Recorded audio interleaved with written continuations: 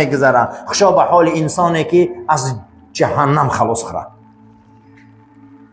قول یتوفاکم ملک الموت الذی وکل بکم. ای مردم، خدا امر میکنه برای شما ملک الموت وظیفه دار کردگیم که جانای شما را میگیره. نام عزرائیل ملک الموت آمده بوده.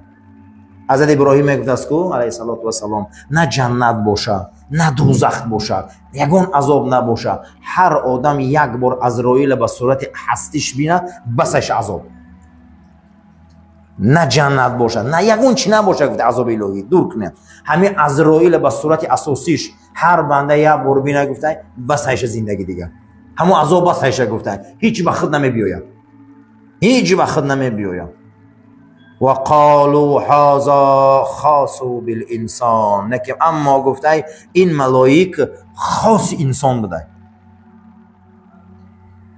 فاین ذکر الموت للجن، اما ذکر مردن جنیان، انعام، حیوانات، وحوش، وحشی ها، پرنده ها چی؟ الله جل و علا شأنه گفت کل نفسین، همه جاندار، انسان و غیر انسان می در آمده ذائقة الموت، در این دنیا می چشیدین.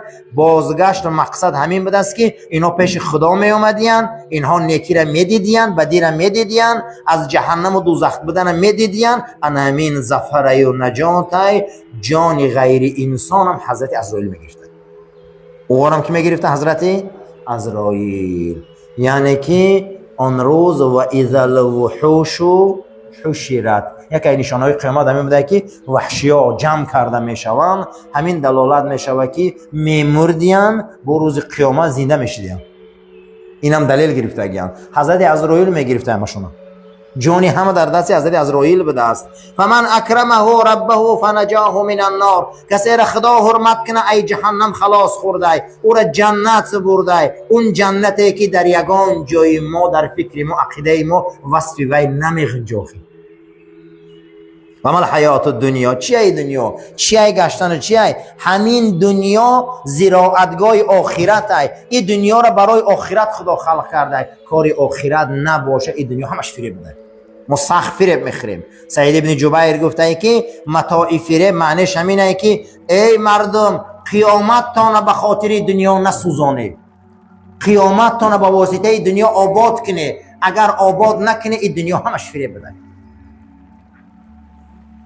و اما من اشتغل به طلب الاخره، کسی که اگر طلب آخرت کنه و مشغول به طلب آخرت شود، خشا به حالش دنیاش آباده.